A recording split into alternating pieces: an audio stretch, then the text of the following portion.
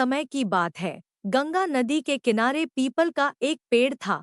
पहाड़ों से उतरती गंगा पूरे वेग से बह रही थी कि अचानक पेड़ से दो पत्ते नदी में आ गिरे। एक पत्ता आड़ा गिरा और एक सीधा। जो आड़ा गिरा वह अड़ गया। कहने लगा, आज चाहे जो हो जाए मैं इस नदी को रोक कर ही रहूंगा, चाहे मेरी जान ही क्यों न चली जाए, मैं इसे आगे नहीं बढ़ने दूंगा।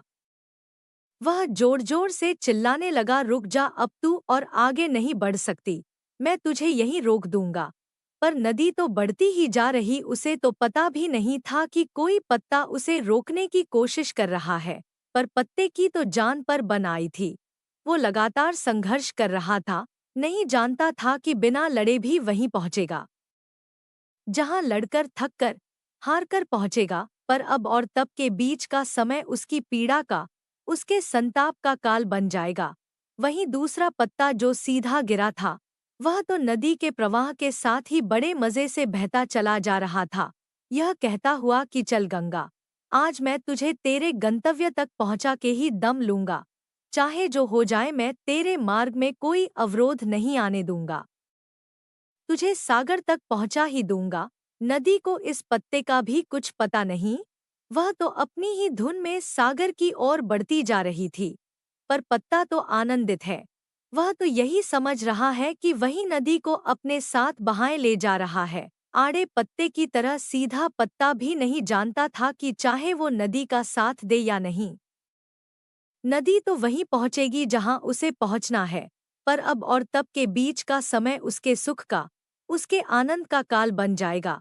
जो पत्ता नदी से लड़ रहा है, उसे रोक रहा है, उसकी जीत का कोई उपाय संभव नहीं है और जो पत्ता नदी को बहाए जा रहा है, उसकी हार को कोई उपाय संभव नहीं है। हमारा जीवन भी उस नदी के समान है जिसमें सुख और दुख की तेज धाराएं बहती रहती हैं। और जो कोई जीवन की इस धारा को आड़े पत्ते की तरह रोकने का प्रयास भी करता है, तो वह मूर्ख है, क्योंकि ना तो कभी जीवन किसी के लिए रुका है और ना ही रुक सकता है। वह अज्ञान में है जो आड़े पत्ते की तरह जीवन की इस बहती नदी में सुख की धारा को ठहराने या दुख की धारा को जल्दी बहाने की मूर्खतापूर्ण कोशिश करता है। क्योंकि सुख की धारा जितने दिन बहनी है, उतने दिन तक ही बहेगी, आप उसे बढ़ा नहीं सकते। और अगर आपके जीवन में दुख का बहाव जितने समय तक के लिए आना है, वो आकर ही रहेगा।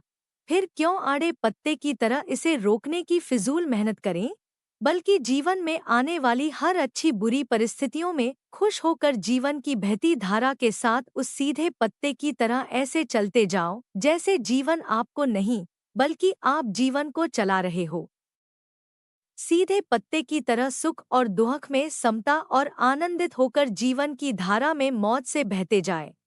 और जब जीवन में ऐसी सहजता से चलना सीख गए, तो फिर सुख क्या और दुख क्या, शिक्षा जीवन के बहाव में ऐसे ना बहें कि थक कर हार भी जाएं और अंत तक जीवन आपके लिए एक पहेली बन जाए, बल्कि जीवन के बहाव को हंसकर ऐसे बहाते जाएं कि अंत तक आप जीवन के लिए पहेली बन जाएं। सुख हमारी खुद की संपत्ति है, इसे बाहर नहीं, अपने भीतर ही तलाशें, इससे आप सदैव सुखी रहेंगे।